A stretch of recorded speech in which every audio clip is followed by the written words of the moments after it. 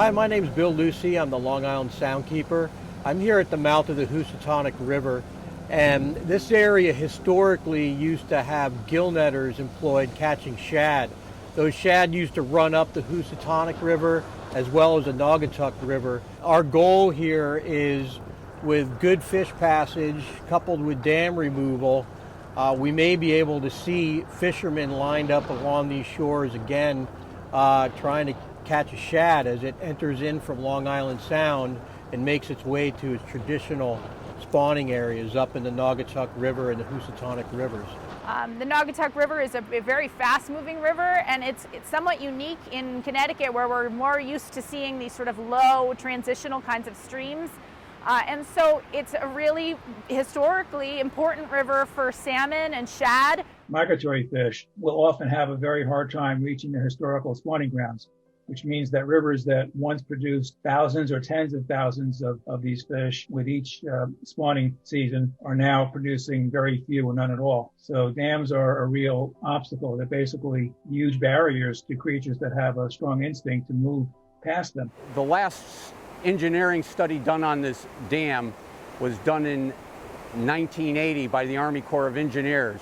And back then they determined that it was crumbling, it needed not only repair, but it needed another study. Underneath the water that's running over the spillway is a lot of exposed steel and crumbling concrete. There are horizontal and vertical cracks in this dam. So if this dam were to break, it would be a tremendous disaster. And downstream, the water, as this impoundment lets go, it would end up in Derby and in Shelton and in the downtown areas. There would definitely be loss of life and tremendous loss of property.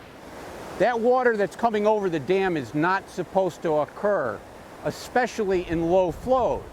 The water is supposed to be diverted on the right and the left side of this dam, so the fish get attracted into that fish ladder. Well, we have two problems here.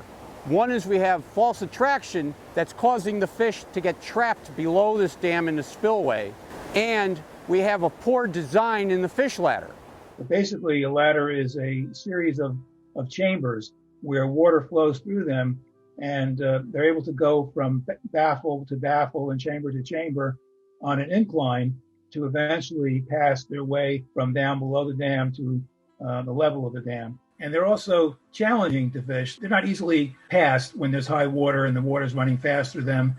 They're kind of off-putting to fish. They don't necessarily feel comfortable going up the ladder. It's a very unnatural device.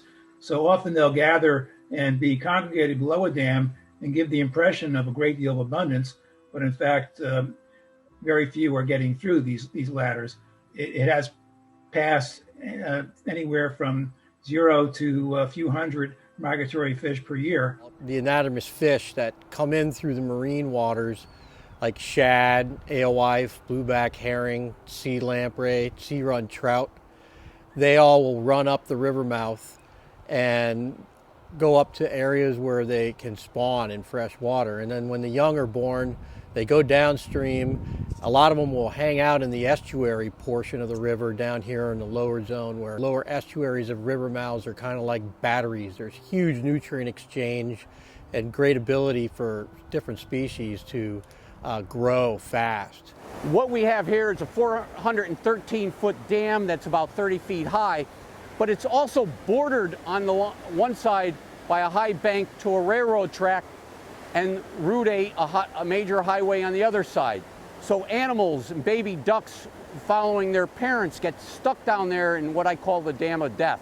There's a boulder field that gets exposed during low flows. It's hard, you could see part of it, but it's devastating during low flows. So they might migrate up here to try to pass upriver and get killed by the train. We could, through fish passage, see the restoration of specific species types. But what we would not see if we didn't remove the dam is we would not see that restoration of sediment transport. We wouldn't see the benefits of this sort of reconnection to a river's floodplains and ability for the river to sort of grow and move swiftly in different flow conditions. The removal of dams like Kinneytown's would serve the purposes of ecological function the best. However, we are working within an industrial and within a built environment, and it is within our responsibility to also advocate for dam owners to meet their obligations and provide safe, timely, effective passage on facilities where they are not intending to remove the structure. You know, the fishery is being devastated by this, what is supposed to be a hydroelectric plant, but it's really not generating any benefit. And when you weigh the hydroelectric that is coming out of here and going into the grid versus the damage to the natural resource fishery, it's not even a close call. This place shouldn't be here.